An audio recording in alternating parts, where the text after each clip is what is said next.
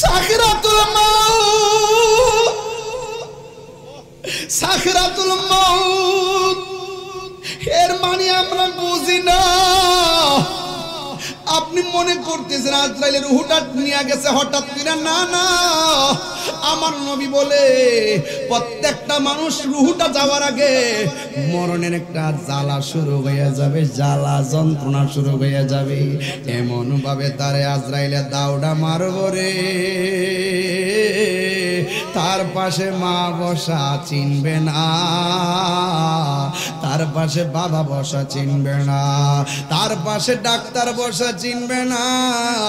এই আজরাইলে এমন ভাবে দাওয়া মারবো, কেউ পায়খানা কইরা বিছনা বাসায়া ফলাইব, কেউ প্রস্রাব কইরা বিছনা বাসায় ফলাইব, কারো রগগুলা টাস টাস করে ছিঁড়ে যাইব, রগটা যখন ডিসকানেক্ট হয়ে যাইব ডাক্তার বলবে স্যালাইন ঢুকে না। আল্লাহু আকবার কথা কারা। এমন মরণ আমি তাহিরির নসিব হইব নি গো আল্লাহ, লা লা লা লা লা লা লা লা লা। এমন মরণ মাধবপুরের পাগলগুলো নসিব হবে নি। এমন মরণ আমরা হুজুরদের নসিব হইবলি। আমার পাশে কতগুলো মানুষ বসা, একজন দুইজন তিনজন চারজন পাঁচজন আমার পাশে বসা আছে। আল্লাহ গো, আমরা জানি না এই পাঁচজনের ভিতরে আমরা কে আগে মারা যাবো। ও আল্লাহ, এরাও তো জানে না কোন দিন মরবো, তোমার কাছে কোন দিন মরবো আপত্তি করি না। ও আল্লাহ, যেই দিন আমরা সাকরাতুল মউতে পড়ে যাব, যেই দিন মালাকুল মউত আজরাইল আমাদের সামনে এসে যাবে গো, ওই কঠিন মুসিবতের সময় এত জীবনে নবী নবী কইরা কাঁদছি, এত নবীর শান গাইছি, এত নবীর গান গাইছি, নবী লইয়া এতগুলো বাতিলের সঙ্গে মোকাবেলা করছি, এরপরও এর বিনিময়ে শুধু একটা জিনিস চাই।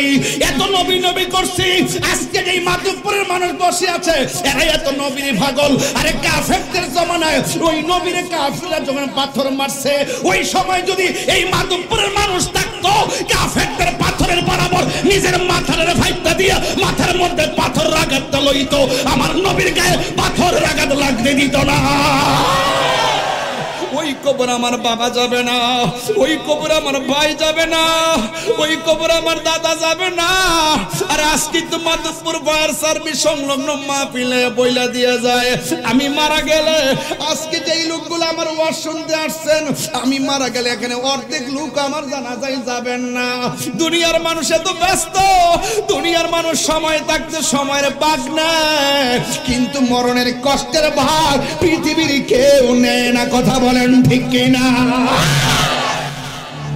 ভয়েস অফ সুন্নাহ, সুন্নতের সত্যবাণী। আল্লাহ রাব্বুল আলামিন বলতেছেন, ওয়ামা তাদরি নাফসুম বিআই আরদিন তামুত। বান্দারে, তোমরা জানো না কোন জায়গার ভিতরে তোমাদের কাছে আজরাইল আসবে, তোমরা তো জানো না। এই জন্য এখন আমাদের কাছে আজরাইল আসতে পারে, আপনার কাছে আজরাইল আসতে পারে। আল্লাহ বলে, বান্দা আমি তোদেরকে মরণ দিয়েছি শুধু পরীক্ষার জন্য। কথা বলেন ঠিক কিনা? এ যুবক, কি দিয়ে আওয়াজ বুঝাবো? শুধু একটা কথা বলে দিয়ে যায়, বর্তমান যুগটা কিন্তু কঠিন হয়ে যাইতেছে, হত্যা গুম জুলুম বেড়ে যাইতেছে। এই জন্য আমি আপনি কবরে চলে যাব। ওই কবরের ভিতরে বড় সাংঘাতিক জায়গা। আল্লাহ রাব্বুল আলামিন কোরআনে বলেছেন, মিনহা খালাকনাকুম ওয়া ফিহা নুঈদুকুম ওয়া মিনহা নুখরিজুকুম তারাতান উখরা।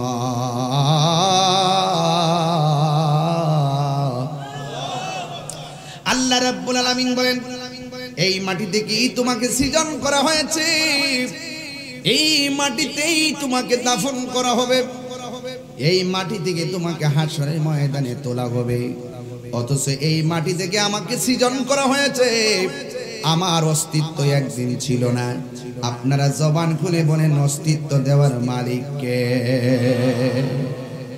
আল্লাহ রাব্বুল আলামিন কোরআনে বলে দিয়েছেন, কাইফা তাকফুরুনা বিল্লাহি ওয়া কুনতুম আমওয়াতান ফাআহইয়াকুম সুম্মা ইউমীতুকুম সুম্মা ইউহয়ীকুম সুম্মা ইলাইহি তুরজাউন। আল্লাহ রাব্বুল আলামিন বলেন, তোমরা কিভাবে আমি আল্লাহকে অস্বীকার করছো? তোমরা চিনে মুর্দা, জবান খুলে বলেন জীবন দিয়েছেন কে? এই আওয়াজে মানি না, জবান খুলে বলুন কে? আল্লাহ জীবন দিয়েছেন, জীবন নিয়ে যাবে কে? আল্লাহ বলে, তোমরা কিভাবে আমার নিয়ামতকে অস্বীকার করছো? এই হাতের চামড়া যদি আমি এই দিকে দিতাম, তোমরা গরম ধরতে পারতা না। পায়ের উপরে চামড়া যদি নিচের দিকে দিতাম, তাইলে তোমরা কংক্রিটের মধ্যে হাঁটতে পারতা না। এই চোখের গোড়ায় যদি ছোট্ট ছোট্ট পশমগুলা না দিতাম, বিভিন্ন দুর্ঘটনার শিকার হয়ে যাইতে। আমি আল্লাহ রাব্বুল আলামিন জিহ্বাটাকে যেইভাবে শরীরটারে শুকনা রাখি, এইভাবে যদি জিহ্বাটারে শুকনা রাখতাম, তোমরা কথা বলতে পারতা না। আল্লাহ বলে, কাইফা তাকফুরুনা বিল্লাহ,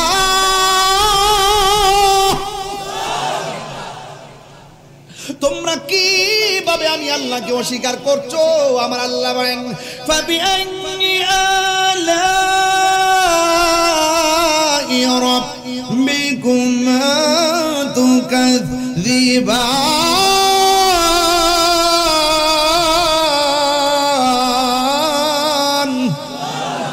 বান্দারে, তোমরা কিভাবে আমি আল্লাহর নিয়ামতকে অস্বীকার করছো? আমি আল্লাহ তোর জিহ্বার সব সময় ভিজা রাখি। শুধুমাত্র তাই নয়, রাতের বেলা ঘুমাইলে মাঝে মাঝে মুখটা বন্ধ হয়ে যায়। নাকের ছিদ্র যদি নাকের ভিতরের সঙ্গে কানেকশন না দিত, ঘুমের ঘরে মানুষের শ্বাস ফালাইতে অসুবিধা হয়ে যেত। অনেক সময় নাক বন্ধ হয়ে যায়। গভীর রজনীতে মুখটা যদি খোলা না থাকতো, তাইলে ঘুমের ঘরে আপনার মৃত্যু হয়ে যেত। জবান খুলে বলেন, এত সুন্দর অবয়ব নমুনায় আমাকে আপনাকে বানাইছে কে?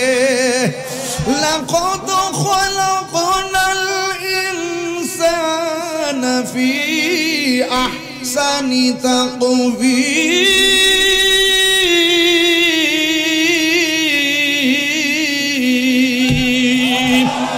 আর তিনবার কোন আল্লাহু আকবার। এত সুন্দর কণ্ঠ আপনাদের দিছে কে? আল্লাহ রাজা তিনবার ডাক দিয়েছেন, ডাকটা দেওয়ার ক্ষমতা দিছে কে? এই জন্য আল্লাহকে বান্দা, কেউ কালো হবে ঘৃণা করিস না, কেউ মোটা হবে ঘৃণা করিস না, কেউ লম্বা হবে ঘৃণা করিস না, কেউ খাটো হবে ঘৃণা করিস না, কেউ গরিব হবে ঘৃণা করিস না, কেউ বড়লোক হবে অহংকার করিস না। ও যুবক, কেন কেন বলেছেন আল্লাহ কয়, এই বান্দাগুলারে কেউ বানাই নাই। আফি আই সূরাতিম মা শাআ রাক্কাবা, এই বান্দাটারে আমি আল্লাহ গলা পর্যন্ত ফেরেশতা দিয়া নকশা বানাইছি। আর বান্দার চেহারাটারে আমি আল্লাহ খলাক আমি আল্লাহ আমার নিজের হাত দিয়ে বানাইছি। হাত তুলে কোন আল্লাহু আকবার।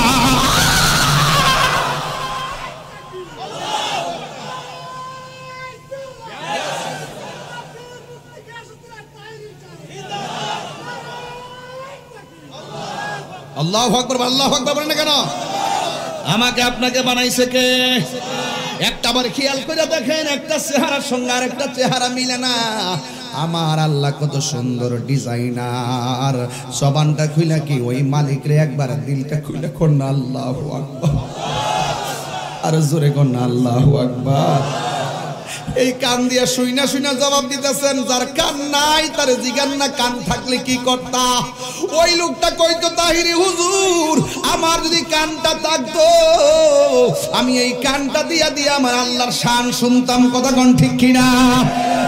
যার জবান নাই তারে জিজ্ঞেস করেন জবান থাকলে কি করতো?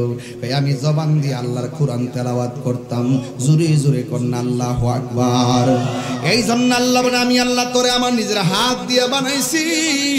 ও যুবকের দল, তুই ছিলে মুর্দা, তোরে আমি আল্লাহ জীবন দিয়েছি। জীবন দেওয়ার পরে তুই মন্ত্রী, জীবন দেওয়ার পরে তুই এমপি, জীবন দেওয়ার পরে তুই চেয়ারম্যান, জীবন দেওয়ার পরে মেম্বার, জীবন দেওয়ার পরে ওসি, জীবন দেওয়ার পরে ডিসি, জীবন দেওয়ার পরে বক্তা, জীবন দেওয়ার পরে বিশ্বাস। আমার আল্লাহ বলেন, জীবন দেওয়ার পরে আমি আল্লাহ তোরে ধন সম্পদের মালিক বানাইছি। জীবন দেওয়ার পরে ওয়াতু ইজ্জু মান তাশা, আমি তোরে সম্মান দিয়েছি। জীবন দেওয়ার পর ওয়াতু জিল্লু মান তাশা, আমি তোরে অপদস্থ করেছি। জীবন দেওয়ার পরে মালিকাল মুলক, তোরে আমি দুনিয়ার রাজত্ব দিয়েছি। ও যুবক, আমি তোরে সব দিয়েছি। এরপর তোর মধ্যে একটা ভাব আসছে, মনে হয়েছে যেন তুই দুনিয়াতে একটা কিছু হয়ে গেছস। আমার আল্লাহ সব ভাবগুলো একটা থাবা দিয়া শেষ করে দিব, সব মালিকানা বন্ধ করে দিব। আল্লাহ কয় সুম্মা ইউমিতুকুম, অতঃপর তোরে আমি আল্লাহ মরণ দিমু। মরণ দিলে কেউ বলবে না চেয়ারম্যান সাহেব জানাজার মাঠে আসছে। মরণ দেওয়ার পরে কেউ বলবে না মেম্বার সাহেব জানাজার মাঠে আসছে। মরণ দেওয়ার পরে কেউ বলবে না ওসি সাহেব জানাজার মাঠে আসছে। ওসি মারা গেলে বলবে মরহুমের লাশ আসছে। চেয়ারম্যান মারা গেলে বলবে মরহুমের লাশ আসছে। একটু আগে ছিল তুমি চেয়ারম্যান সাহেব, এখন তুমি ঘরের মধ্যে লাশ হয়ে গেছো। মরণের চিঠি যখন আসবে আমার, কষ্ট হবে আপনাদের ভাই।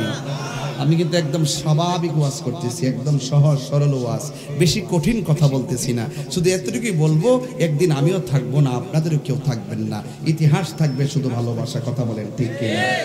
মরণের চিঠি যখন আসবে আমার, কালিমার তালকিন দিও বারে বার। মরণের আমার, কালিমার তালকিন দিও বারে বার। প্রাণ ভরে দেখব চেহারা তোমার, প্রাণ ভরে মার ডেকে নাও রোজা তোমার। রাসূলুল্লাহ কি উপায় হবে আমার, রাসূলুল্লাহ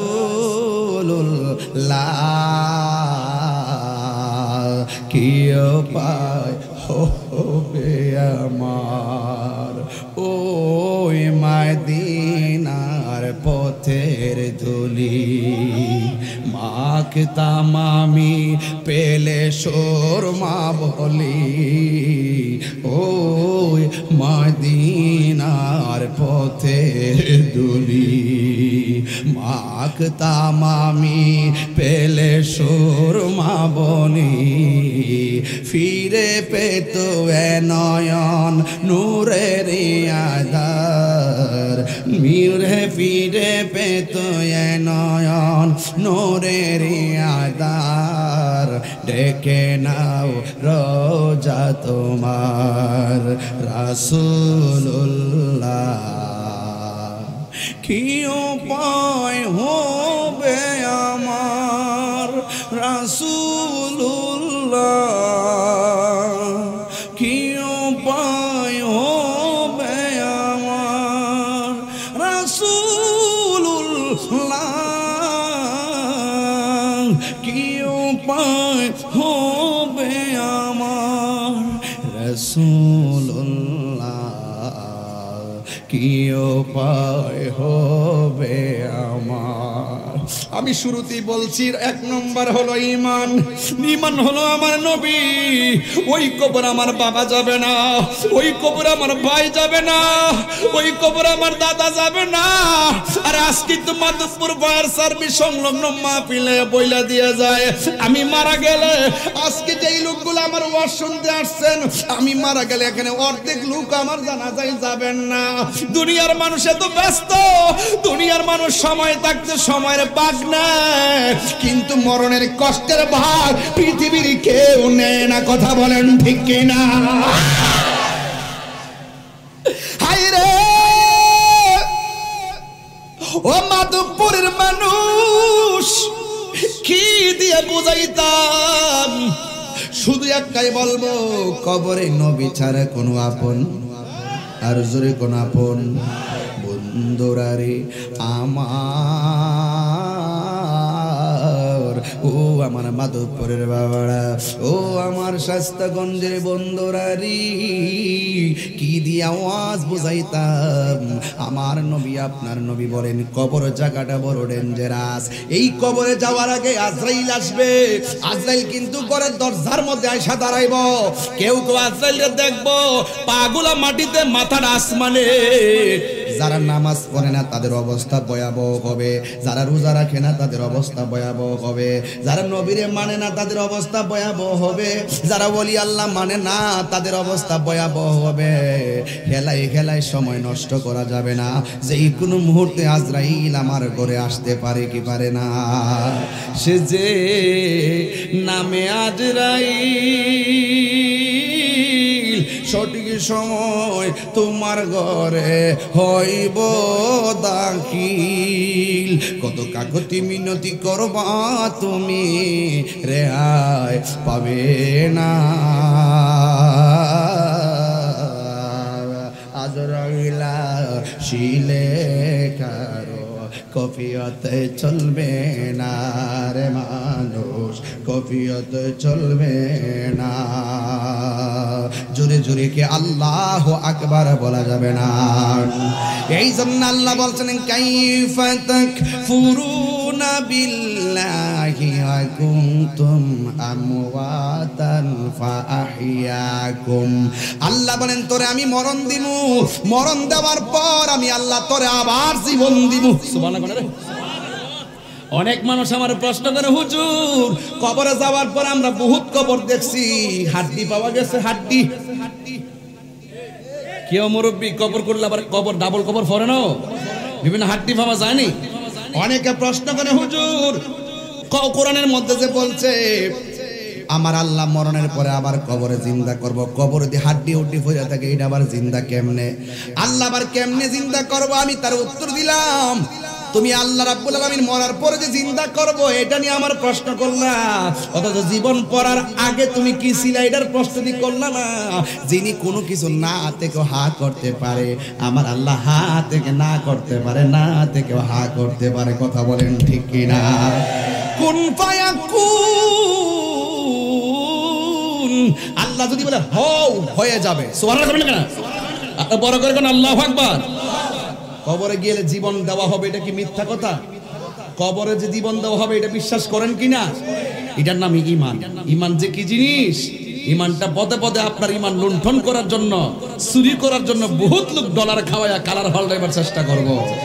আপনি যদি টাকা খাইয়া মাল খাইয়া যদি টাল হইয়া যদি আপনি ঈমান বেচ চালান, তাইলে আমও হারাইবেন, সালাও হারাইবেন, মানে দুনিয়াও হারাইবেন, আখিরাতও হারাইবেন। সুন্নিরা টাকার কাছে ঈমান বিক্রি করে না।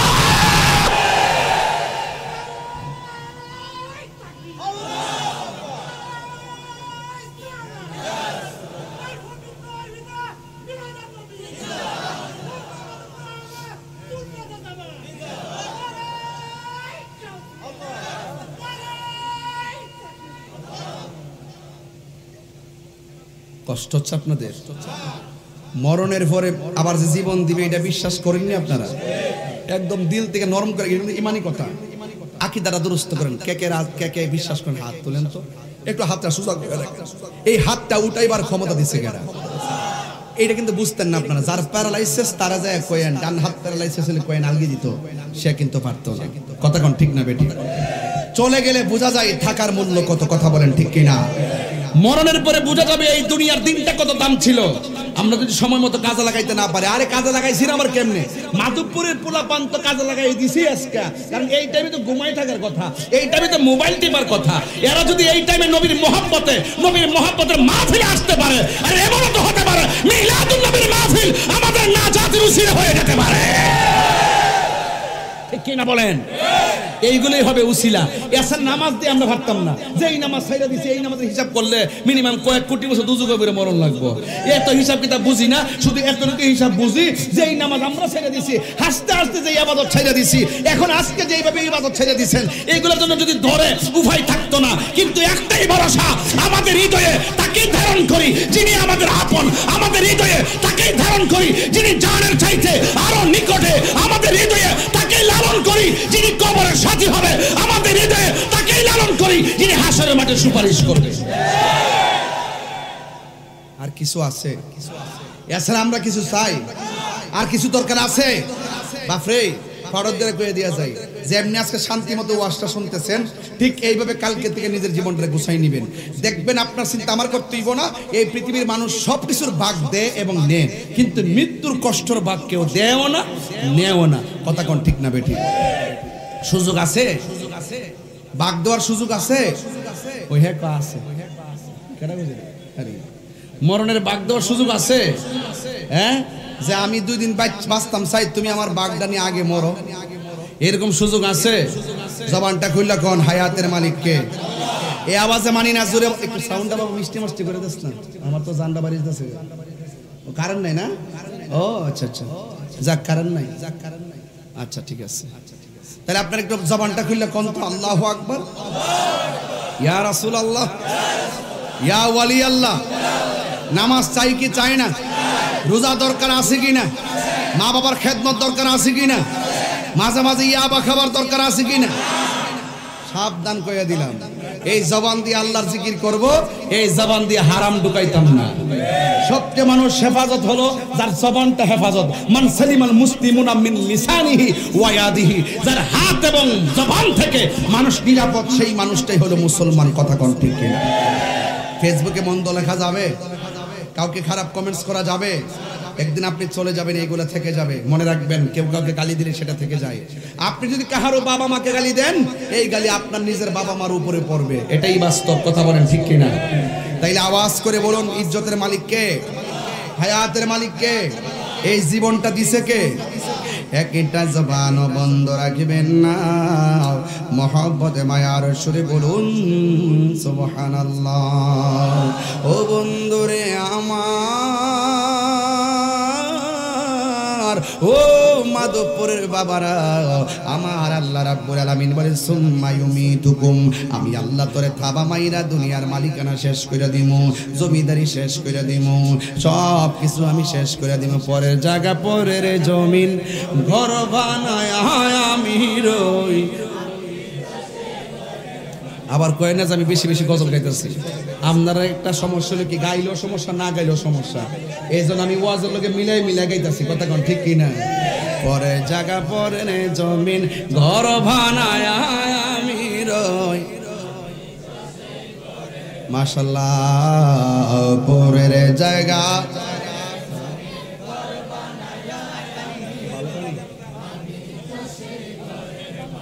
নয়, আমি তো সেই ঘরের মালিক নয়। সে ঘরখানা যার জমিদারি, আমি পাই না তাহার হুকুম জারি। সে ঘরখানা যার, আমি পাই না তাহার হুকুম জারি। আমি পাই না জমিদারের দেখা, আমি পাই না জমিদারের দেখা। মনের দুঃখ কারে কই, মালিক নয় বলুন। পরের জায়গা পরে জমি ঘর বানায় আমি রই।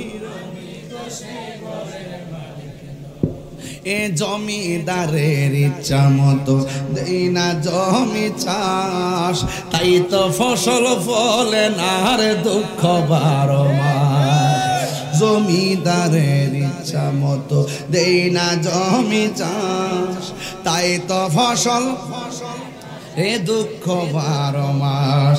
আমি খাজনা পাতি ছবি দিলাম, তবু জমিন আমার হই জানি না। আমি খাজনা পাতি তবু জমিন আমার হই জানি না।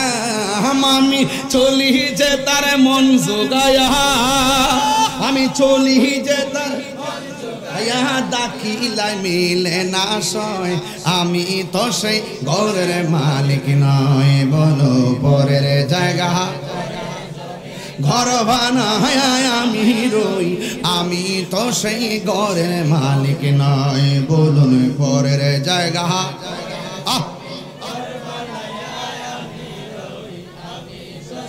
ঘরের মালিক নয়।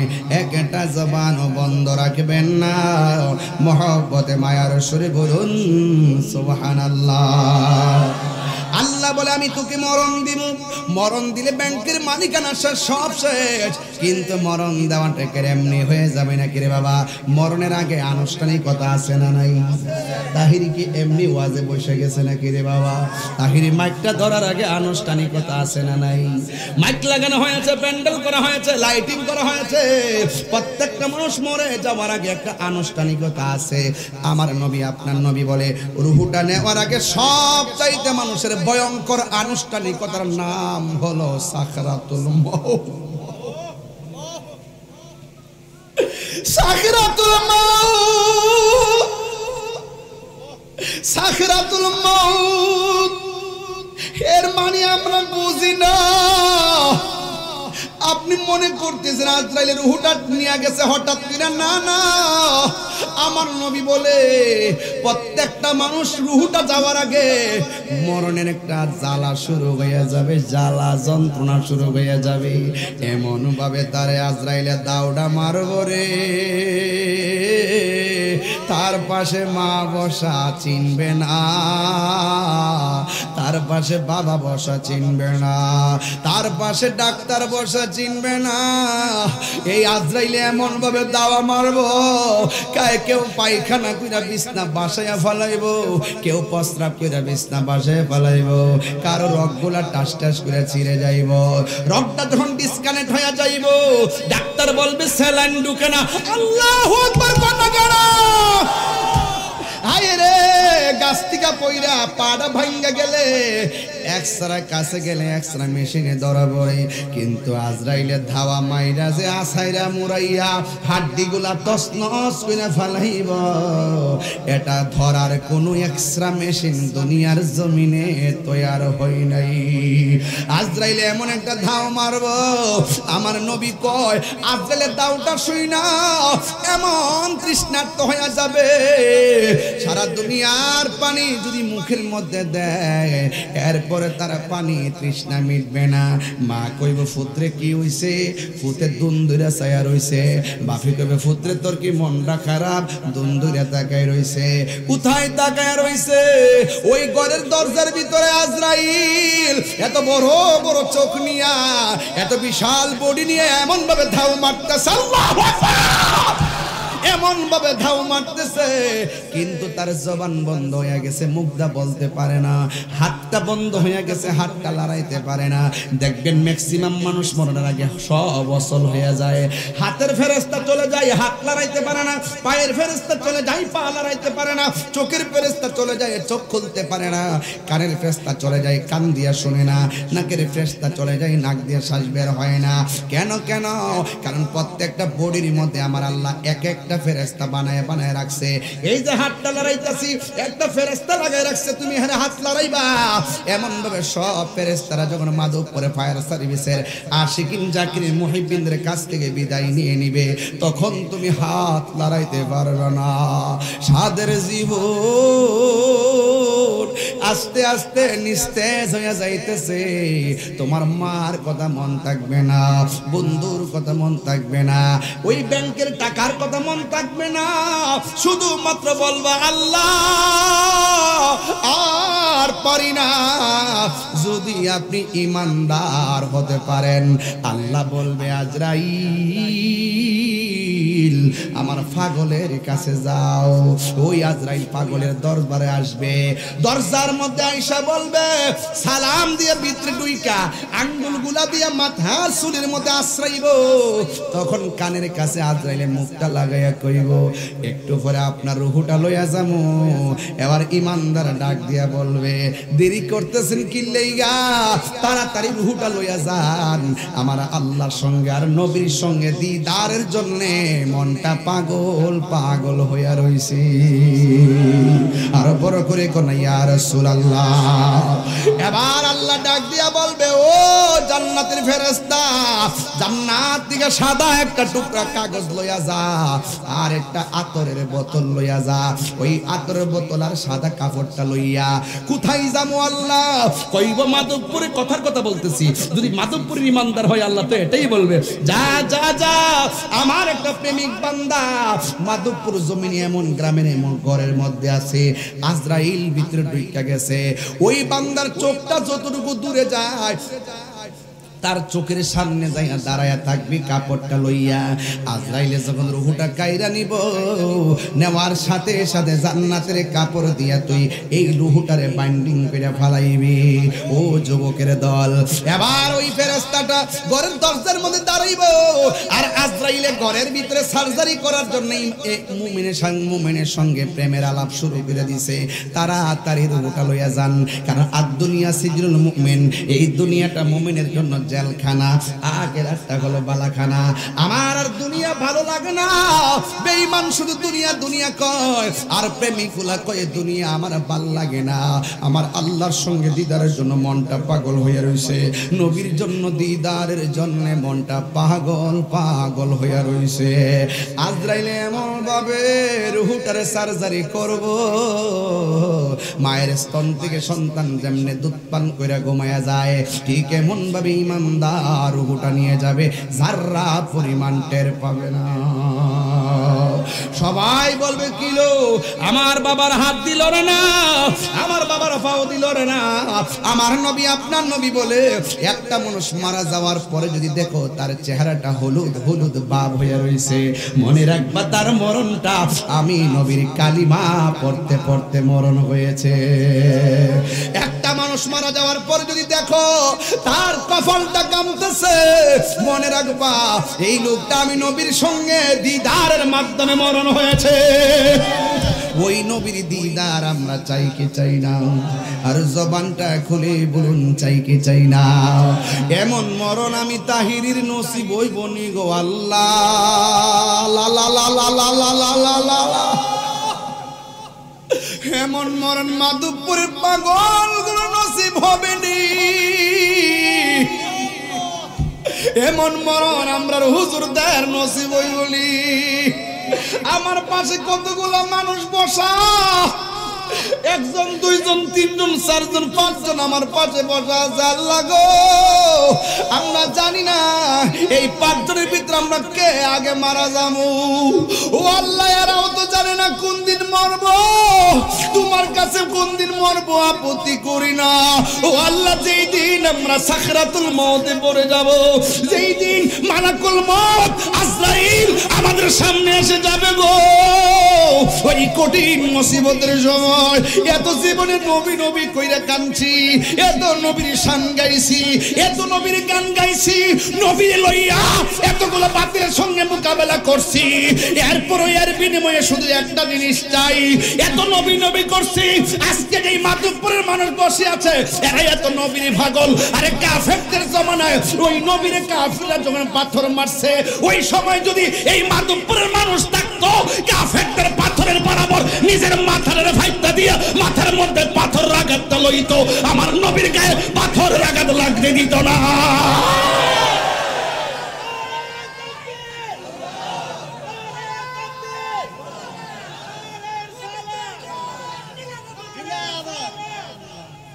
হে রাসূল তোমায় ভালোবাসি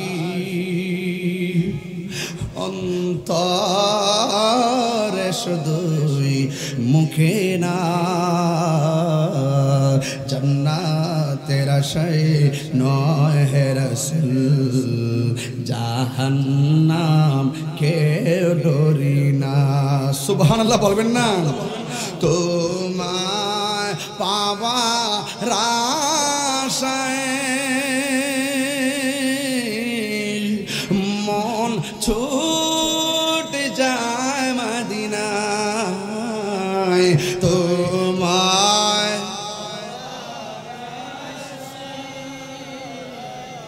মন ছুটে হে অধমের সুর যদি শুনে থাকো একেবার দিদার দাও না হে আশিকের সুর যদি শুনে থাকো একেবার দেখা দাও না হে রাসূল তোমায় ভালো অন্তর শুধুই মুখে জন্নতের আশায় হে রাসূল জাহান্নাম কে ডরি না তোমায় পাবার আশায় মন ছুটে যায় মদিনায় তোমায় দেখা আশায় মন নাই মায়া যদি লাগে গো একবার ঘুমের ঘরে দিদার দাও না সবাই হে রাসূল তোমায় ভালোবাসি অন্তর শুধুই মুখে না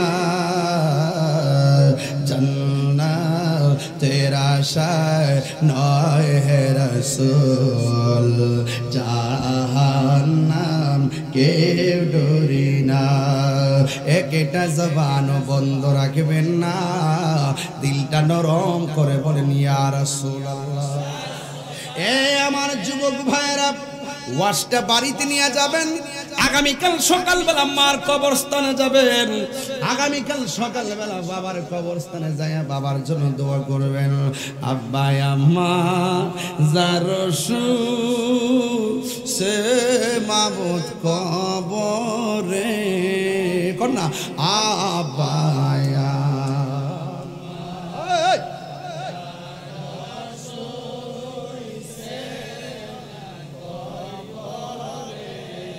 अरे माफू को रे दाओ दयाल नबीर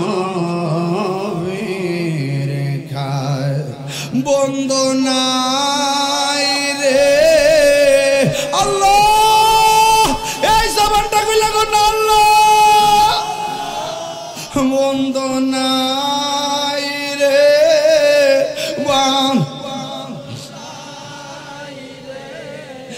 যে জাগায় সে জাগারি বন্ধু নবী মুস্তাফা সেই জাগারি বন্ধু নবী মুস্তাফা একটা জবান বন্ধ রাখবেন না চিৎকার মেরে কন্যা মারহাবা এমন মরণ আমরা চাই কথা কন না কেন এমন মরণ আমরা চাই কি চাই না মরণে নবীর দেখতে চাই কি চাই না মরণে নবীর দেখলে জাহান্নাম আছে জাহান্নাম আছে ওই নবীর দেখলে শান্তি আছে না নাই আল্লাহ বলবে আমার পাগলের রুহুটা কবজ করব তুই যাইয়া সাদা কাফনের মধ্যে যাইয়া রুহুটারে ল ওই জান্নাত থেকে ফেরেশতা ঈসা আজরাইলের রুহুটা হাতও নিতে পারবে না ওই রুহুটা ইয়াসআলুনা কানির রূহ কুলির রূহু মিন আমরি রাব্বি এই রুহুটা আল্লাহর আদেশ মাত্র ওই সাদা বাইন্ডিং এর মধ্যে রুহুটা বাইন্ডিং কইরা আসমানের দিকে ফেরেশতা উড়াল মারব প্রথম আকাশের মধ্যে ফেরেশতারা যাইব যাওয়ার পরে প্রথম আকাশের ফেরেশতা বলবে কে কয় আমি হইলাম ফেরেশতা কই তোমার হাতের মধ্যে কি এত সুন্দর গ্রান লাগতেছে, কারণটা কি? কই তুমি চিনো না এটা এমন জমিনের এমকের রুহুটা, এমন জমিনের এমক রুহু যেই মাত্র মুমিনের কথা শুনবে তখন মুমিনকে ফেরেশতা সালাম দিবে, এরপরে দ্বিতীয় আসমানের মধ্যে যাবে। এই দিক দিয়ে রুহুটা, এই দিক দিয়ে মানিক মেয়ের লাশটারে বাইন্ডিং করার জন্য মাধবপুরের বাজারে কাফন আনতে যাবে। আল্লাহ রুহুটারে বাইন্ডিং করে লইয়া গেছে, আর আমরা সবাই দেহটারে বাইন্ডিং করবার লাগিয়া কাফনের কাপড় আনতে মাধবপুরে বাজারে গেলাম। মাধবপুরে বাজারে কাফন আনলাম, আইনা বডিটারে ফেসাইতেছি, গোসল করাইতেছি, গোসল টোসল করাইয়া কাটের মধ্যে শুয়াইয়া সুন্দর করে আমরা তারে নিয়ে যাবো। সাজিয়ে গুজিয়ে দে মোরে সজনী তোরা, সাজিয়ে গুজিয়ে দে মোরে বড়ই পাতার গরম জলে শুয়ায়া মশারির তোলে, বড়ই পাতার গরম জলে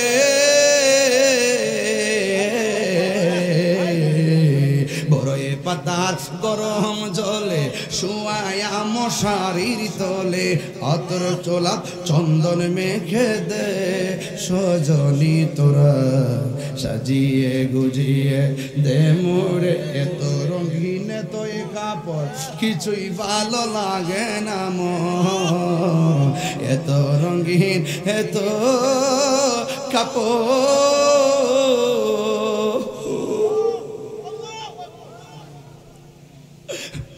মার কাপড় সুকেজের মধ্যে পয়রা রইছে, বাপের কাপড় সুকেজের মধ্যে পয়রা রইছে, আমার কাপড় আমার আলমারিতে পয়রা থাকবে। এত রঙিন এত কাপড় কিছুই ভালো লাগে না মন, আরে সাদা কাপড় হামায় পরায় দে সজনী তোরা, সাজিয়ে গুজিয়ে দে মোরে। এই দিক দিয়ে সাজাইবার জন্য কাফন রেডি, এই দিক দিয়ে ইমানদারের রুহু আল্লাহ রাব্বুল আলামিন ফেরেশতা দিয়ে আসমানে উড়াইয়া নিতেছে। প্রথম আকাশের ফেরেশতারা সালাম দেয়, দ্বিতীয় আকাশের ফেরেশতারা সালাম দেয়, তৃতীয় আকাশের ফেরেশতা সালাম দেয়, চতুর্থ আকাশের ফেরেশতা সালাম দেয়, পঞ্চম আকাশের ফেরেশতা সালাম দেয়, ষষ্ঠ আকাশের ফেরেশতা সালাম দেয়, সপ্তম আকাশের ফেরেশতা সালাম দেয়। ইয়া আইয়াতুহান নাফসুল মুতমাইন্না ইরজিই ইলা রাব্বিকি রাদিয়াতাম মারদিয়া ফাদখুলি ফি ইবাদি ওয়াদখুলি জান্নাতি। সাতটা আসমান যখন রূহটারে নিয়ে যাইব, আল্লাহ বলবে ও ফেরেশতা থাম, একটু দাঁড়া, আর সামনে যাইস না, আমি আল্লাহ এই রূহটার জন্য একটা বাড়ি বানাইছি। আর জোরে কন্যা সুবহানাল্লাহ। আর এই দিকটা আমার বডিটারে ঢুকাইবার লাগিয়া দুনিয়ার মানুষ একটা বাড়ি বানাইছে। বলেন বাড়ির নাম কি? ওই কথা কেনা ওয়াজ বুঝতেছেন তো আমার নাকি? আল্লাহ ওই দিকটার ইমানদারের রুহুটার রাখবার লাগে একটা বাড়ি বানাইছে, ওই বাড়ির নাম হলো ইল্লিন। আর এই দিকটা ইমানদারের বডিটারে রাখবার লাগে একটা বাড়ি বানাইছে, এই বডিটারে রাখার বাড়ির নাম হলো কবর। এই জন্য দেহের উপরে আযাব হয় না, কবরে যাওয়ার পর হাড্ডি থাকে, গোশত থাকে না। কথা কোন ঠিক কিনা? তাহলে এটার উপরে কি আযাব হইব? এখন প্রশ্ন হলো হুজুর কবরে আযাবটা দেহের উপরে হয় না রুহুর উপরে হয়? একটা উত্তর নিয়ে যান, দেহের উপরে আযাব নাই, রুহুর উপরে আযাব হবে। কথা কোন ঠিক কিনা? এখন যে আমরা কষ্ট পাই শরীরে টিপ দিলে এটা রুহু পায়, মূলত রুহুটাই কষ্ট পায়, এটা আমরা অনুভব করতে পারি না। এই জন্য রুহুটারে নিয়ে ইল্লিনের মধ্যে রাইখা দিব। যেই মাত্র সব মানুষ গরম পাতার বড়ই পাতা জল কইরা তার খাটের মধ্যে শুয়াইয়া যখন তার গোরস্থানের মধ্যে লইয়া যাইব, তখন সবাই একের পরে এক গোসল কানায় সেই এই মিয়া গোসল যদি কোনো মৃত্যু। এখন একটু কথা কই, আমি সুর দিয়ে তু ওয়াজ করতেছি 1.5 ঘন্টা ধরে, একটু কথা কই বাজান, একটু জিরাই লই, একটা কথা কইয়া দেয়া যায় বাজান।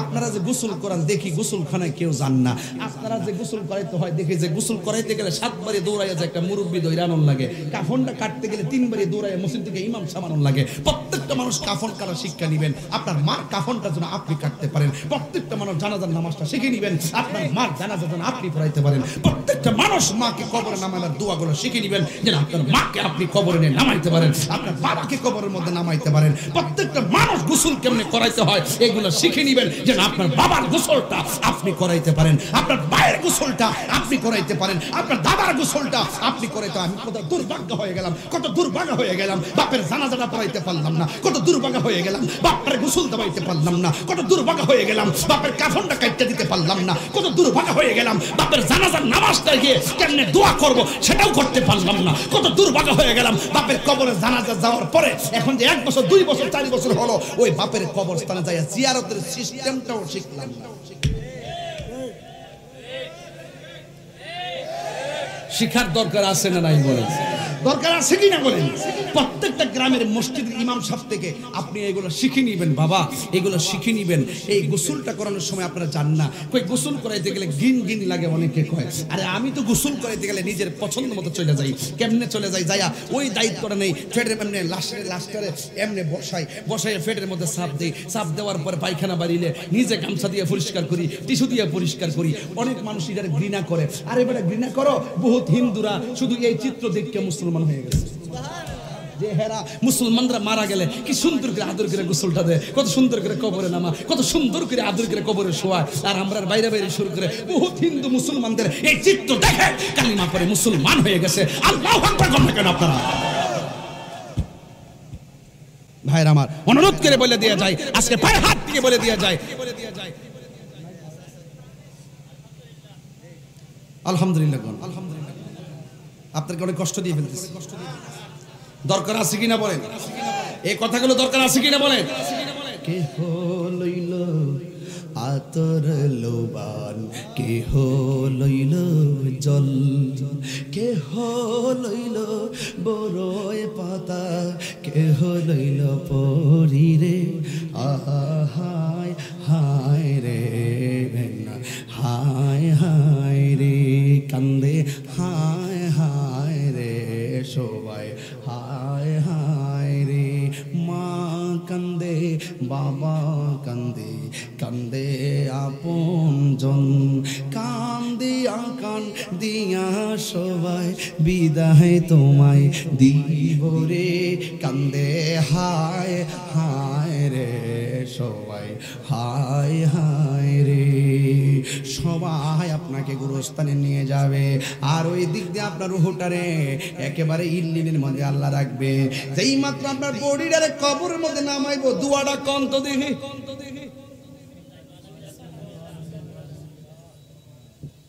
দোয়াটা কর না,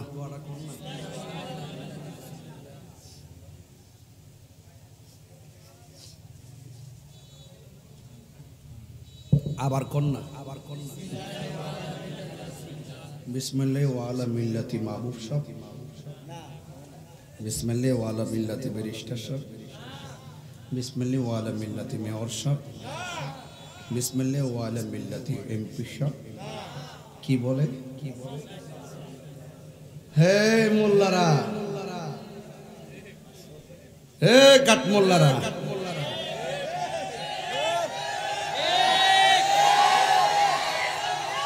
নবীর লয়ে ঠেলাঠেলি করো, কবর হামদা দিলে কিন্তু নবীর স্লোগানটা দিয়া কবরে রাহল লাগে। কথা কন ঠিক না? সিন্নি খাইলা কার দ্বারা মোল্লা ছিল্লা না, এখন আওয়াজ হবে। এতক্ষণ ওয়াজ করছি, ওয়াজ এইভাবে ওয়াজ করি না, দিল থেকে ওয়াজ করছি। নবী ছাড়া কোনো কবর উপায় আছে বাবা? বলেন বিসমিল্লাহি। আমার যুবক পোলাপান্ডি কই? আপনার আপনার থাকলেই চলবো, আপনার থাকলে চলবো। আছেন তো সবাই ইনশাআল্লাহ? বলেন বিসমিল্লাহি। আরো বড় করে একটু বাস দেন না, বিসমিল্লাহি ওয়া আলা মিল্লাতি রাসূলিল্লাহ, বিসমিল্লাহি ওয়া আলা মিল্লাতি রাসূলিল্লাহ, বিসমিল্লাহি ওয়া আলা মিল্লাতি রাসূলিল্লাহ। সারা জীবন নবীর লোকে ফুটুর ফুটুর করছো, আর কবর হামানোর সময় নবীর স্লোগানটা দিয়া কবর তোয়ান লাগে। সোজা হইব তো হইবা, সাপের মতন মরার পরে সোজা হইব আর কি, এর আগে বেহা বেহা থাকবা। কথা নবীর লেটালেটালি করো, মিলাদুন নবী নিয়ে লাগিয়ে যাও, মারামারি করো, এইগুলো আর কইরো না। আর কত করবা? মনে মনে ভাবছিলাম যে আলেমরার বুঝি বহুত দিন পরে একটা সুযোগ আইছে, হয়তোবা তার সাথে আমরা একটা সমস্যা আছে, আমরা লোক তারার আছে, হয়তোবা মনে করছিলাম যে আমরা একটা বৃহৎ স্বার্থে আমরা ঐক্যবদ্ধ হইয়া এবার মনে হয় রাজপথ থেকে মসজিদে যাওয়ার সুযোগ আছে। যেভাবে মাজার ভাঙা শুরু করছে, মসজিদে আগুন লাগানো শুরু করছে, গুরুস্থানে আগুন দেওয়া শুরু করছে, মিলাদুন নবীতে নবীর ভালোবাসার অনুষ্ঠানে যেইভাবে আগুন ধরানো শুরু করছে আর মারামারি শুরু করছে, আমার মনে হয় রাজপথ থেকে মসজিদে যাওয়া সম্ভব না, কোথার গজব আসতেছে।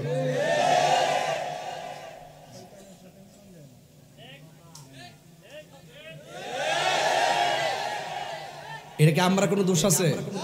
আমরা কোনো ঝগড়া বাঁধাইছি? আমরা কারো আক্রমণ করছি?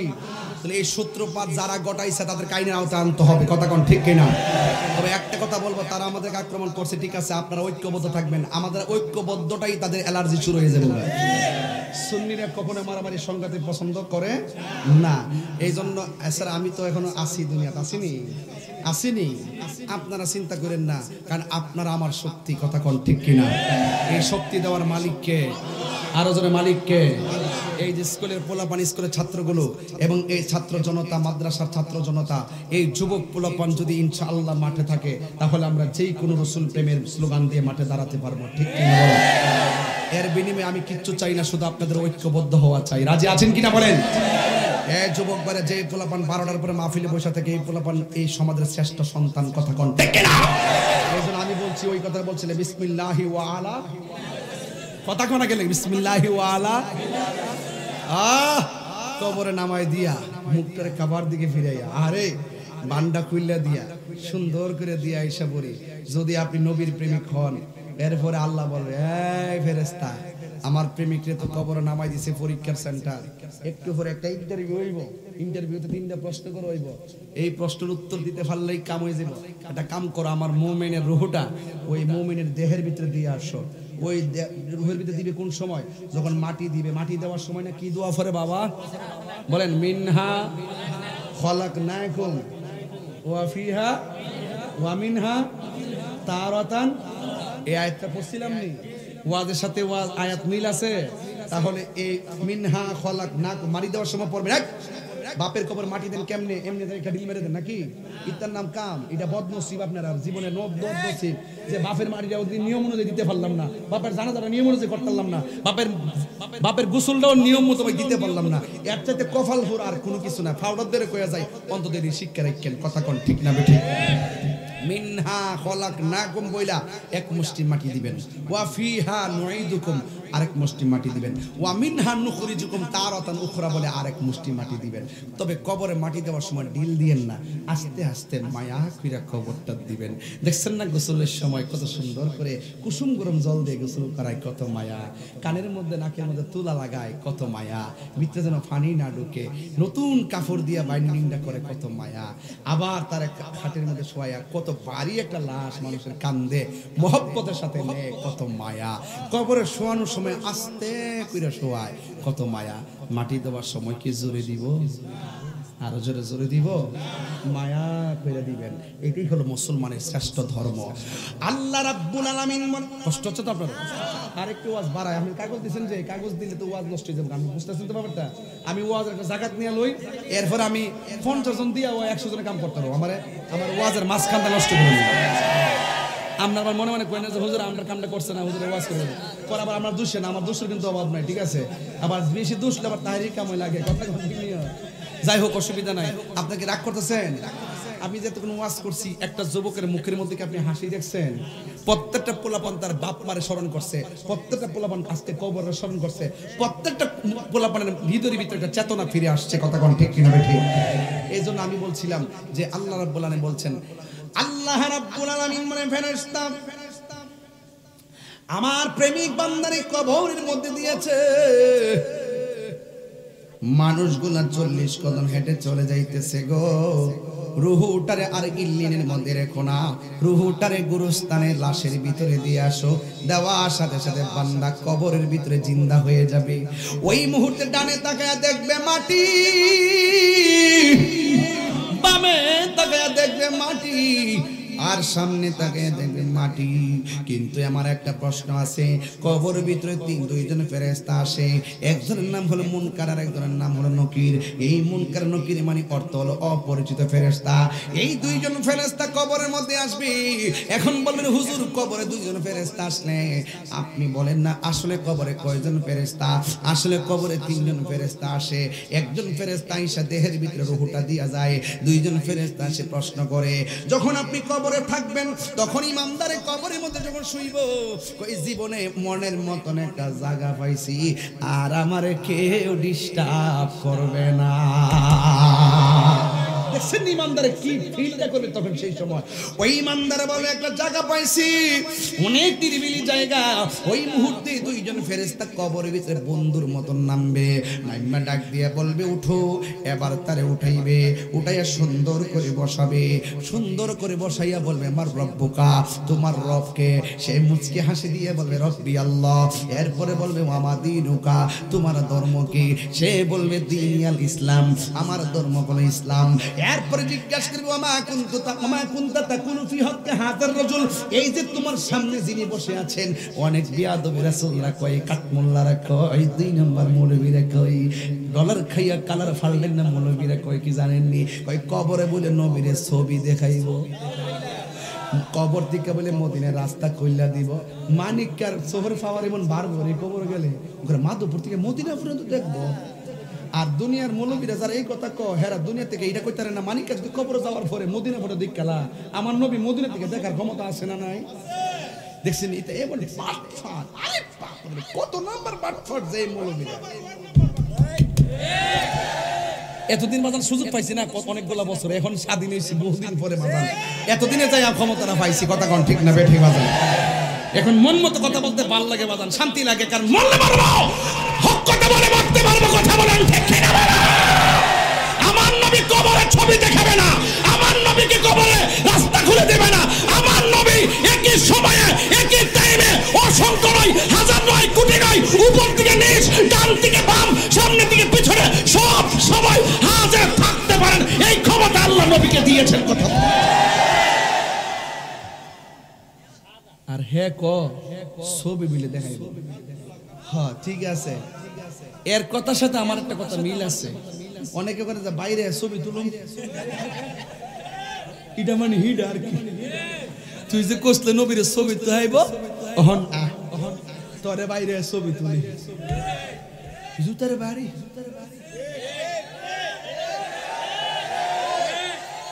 আগুনের জুতো, আগুনের জুতো দিয়ে বাড়ি। সে বলবে আমাকে বাঁচাও।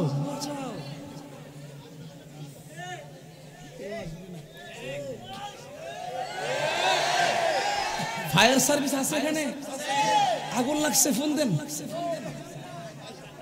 হ্যাঁ ফোন দিলে, না না ফোন দিলে আসবে। এই এলাকায় আগুন লাগলে ফায়ার সার্ভিসে ফোন দিলে আসবে। আসবে কিনা? আগুন লাগলে, কিন্তু কবরে যখন আগুন ধরাই দিব তখন ফায়ার সার্ভিস আসো, hello fire service come on. কাজ হবে, কাজ হবে। এমন ফিডার ফিডাইব নবীর দুশমন গুলারে।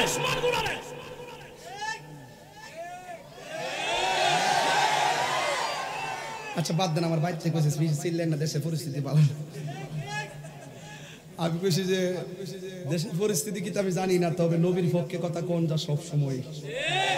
নবীর পক্ষে কথা কইলে যারা এটার বিরুদ্ধে আচরণ করবে হেরার পতন আছে, আর যারা নবীর মহব্বতকে ভালোবাসবে তাদের কপালে সৌভাগ্য আছে। অসুবিধা? আচ্ছা এখন একটা উত্তর দেন, আমি কি আপনাদের কাউরে কোনো গালি দিছি, কাউরে কটাক্ষ করছি, কারণ নাম লয়ে কিছু কইছি? যারা ক তারা ওই, যারা ক তো কবরে নবীকে ছবি দেখাইব না, সশরীরে আসবো। আর হুজুরে থাকার ক্ষমতা নবীর দিছে কেডা? একবার হুজুর একটা গুরুস্থানে যদি একসঙ্গে 100 লাশ দাফন করা হয়, একই টাইমে যদি মুনকার নকির আসে, একই টাইমে কি 40টা কবরে 100 কবরে কি নবী থাকা সম্ভব? হ্যাঁ এর আমি সম্ভব করে জীবন মানত কেমনে? একই টাইমে প্রশ্ন করবো একরকম, তাহলে সকল কবর থাকবো কেমনে? আপনি কইবেন মনে করুন মাধবপুরের বৃষ্টা তীক্ষা একটা বাস 100 জন লোক লইয়া পানির মধ্যে হয়ে গেছে। একই টাইমে হুগলি মারা গেছে। এক আজরাইল কেমনে এর রূহ কবজ করলো। হ্যাঁ হাসা হইতো কিছু লোক আছে দলিল দিয়ে কামো না, এরা বোঝান লাগে। আর ওই সাহাবীর চাইতে কোটি কোটি গুণ, নবীর চাইতে কোটি কোটি গুণ পাওয়ার, এমন হইতে হইতে নবীর এমন পাওয়ার যার শক্তিকে আমার আল্লাহ নিজেই গোপন নাই।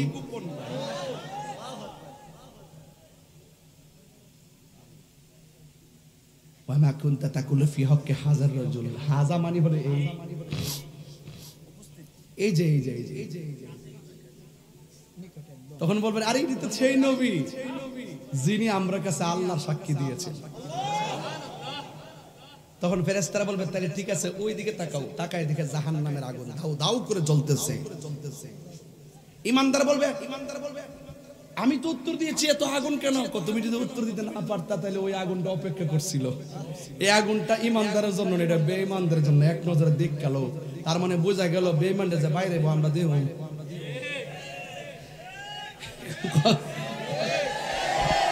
কথা বলেন ঠিক কি না বলেন? যারা পরিমাণ নবী সম্পর্কে যার সন্দেহ থাকবে সে কখনো মুমিন হতে পারে না। তখন তাকে প্রশ্ন উত্তর দেওয়ার পরে আল্লাহ বলবে এ ফেরেশতা, আমার বান্দা তো পাস করছে, জান্নাত থেকে একটা গালিচা নিয়ে আসো, মাটির বিছনা থাকবো কেমনে, নিচে একটা বিছনা বিছায় দিব, একবারে কিয়ামত পর্যন্ত এটার ভিতরে ঘুমায় থাকবো। আরো মজার খবর আছে তো ইমানদারের।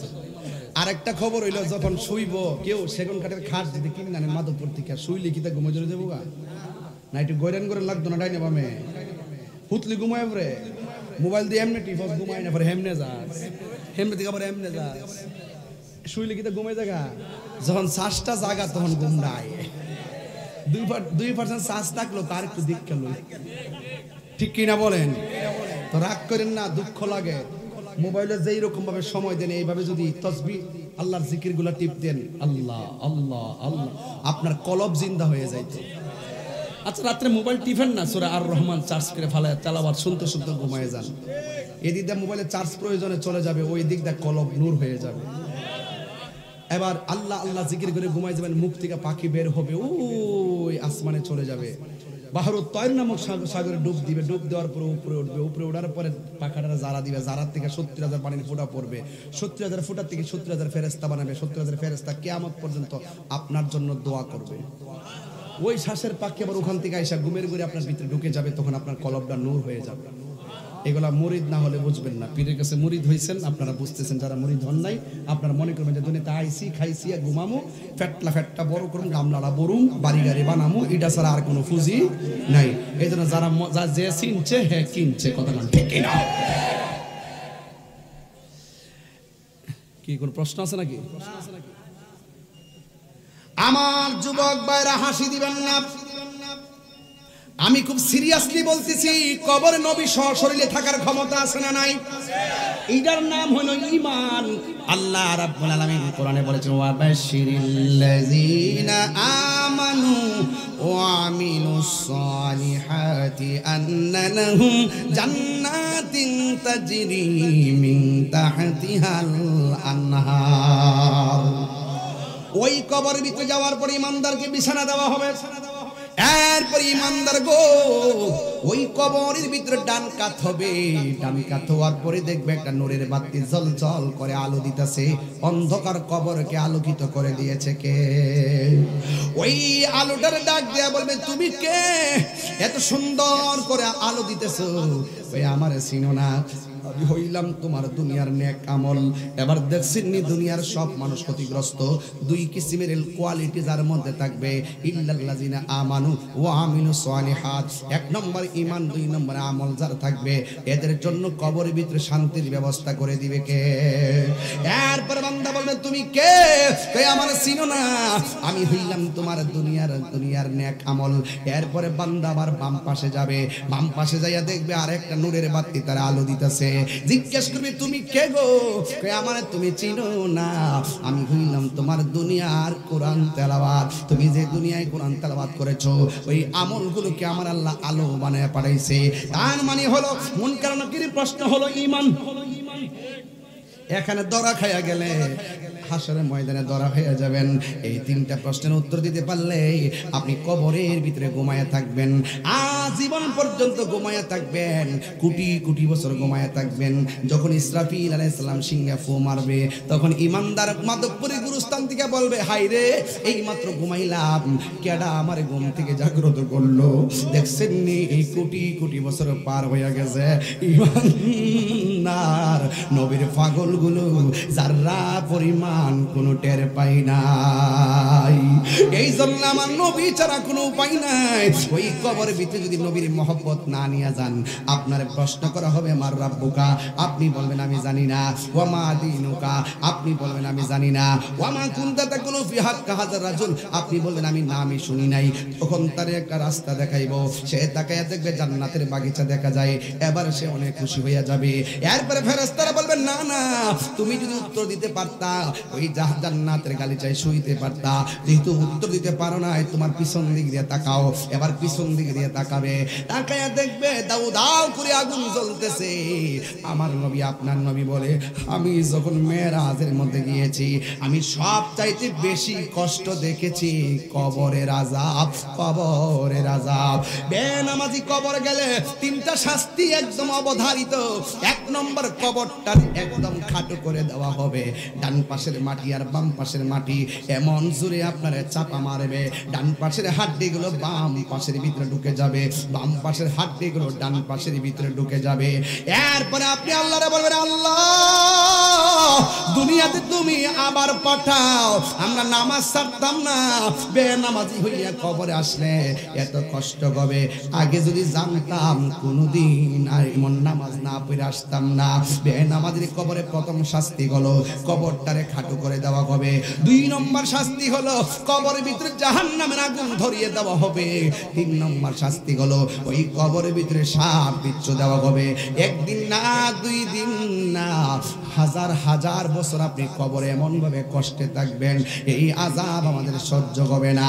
ও আল্লাহ, এই কবর আযাব আমরা সহ্য করতে পারবো না। জীবনে যত নামাজ ছাইরা দিছি, আল্লাহ তওবা করলাম আর আমরা নামাজ ছাড়বো না। জীবনে আমরা মারে কষ্ট দিছি, আজকে তওবা করলাম মারে কোনোদিন কষ্ট দিব না। জীবনে বাপরে অনেক কষ্ট দিছি, আজকে তওবা করলাম কোনোদিন মাকে বাবাকে কষ্ট দিব না। এই আমার মাধবপুরের বাবা, এখনো সময় আছে, আজকে রাত্রে মার পায়ে ধরে মাপ চাইবেন, বাপের পায়ে ধরে মাপ চাইবেন। আর কোনোদিন আব্বা গো আপনার মনে কষ্ট দিব না, মা গো তোমার মনে কষ্ট দিব না। এখানে অনেক মানুষ আছে, হুজুর বাপ মা বেঁচে থাকতে বাপ মার সম্মান করে বিদায় দিতে পারি নাই, আজকে আমরা এতিম বানাইয়া মা বাপ কবরে শুয়ে গেছে, তাদেরকে আমি পায়ে ধরে বইলা দিয়া যাই, আগামীকাল কি বার? আরো জোরে গান, জুমাবার। এই জুমাবারে আপনারা সবাই জুমার নামাজটা পড়া সোজা গুরুস্থানের মধ্যে চলে যাবেন। গুরুস্থানের মধ্যে যাইয়া মা বাবার জন্য দোয়া করবেন, এমন ভাবে চোখের পানি ফালাইয়া ফালাইয়া দোয়া করবেন। সবাই আমার সাথে বলেন, রব্বিরহামহুমা কামা রব্বায়ানি সগীরা, রব্বিরহামহুমা কামা রব্বায়ানি সগীরা। ওই মা বাবার জন্য দোয়া করবেন, আল্লাহর কাছে বলবেন, আল্লাহ আমার মা বাপকে অনেক কষ্ট দিছি, মা বাপে কষ্ট পাইলে আমার জীবন বরবাদ হইয়া যাবে। মাহফিল কমিটিরা পায়ের মধ্যে হাত দিয়া বইলা দিয়া যায়, তাহিরির আইনা দাওয়াত দিয়া মাহফিল করাইলে মাপ পাইতা না। মা বাপে কষ্ট দিয়া মাহফিল সাজাইলে আল্লাহ কবুল করবে না। মা বাপে কষ্ট দিয়া হজের ময়দানে গেলে লাভ হবে না। মা বাপে কষ্ট দিয়া পীরের বাড়িতে গরু লইয়া খাওয়াইলে লাভ হইতো না। মা বাপের ভালোবাসলে আমার আল্লাহকে পাওয়া যায়, কথা কোন ঠিক কিনা? যেই পীর বলবে মা বাপের খেদমত লাগতো না, আমি তোর সব, এটা পিসাব না, এটা সকাল বেলার পেশাব, কথা কোন ঠিক কিনা? এই জন্য মা বাপের খেদমত করবেন। ওই মা বাপের খেদমতকে লক্ষ্য কইরা একটা পাগল দাঁড়ায় কবেন, হুজুর আমি আম্মারে ভালোবাসি, কিন্তু আমার আম্মা কবরে চলে গেছে। একটা লোক আমারে কন্যা, হুজুর আমি আমার মায়ের জন্য এই মাহফিলে 1000 টাকা নগদ দিয়া দিমু, এমন একটা পাগল মাহফিলে আসেননি রে বাবা।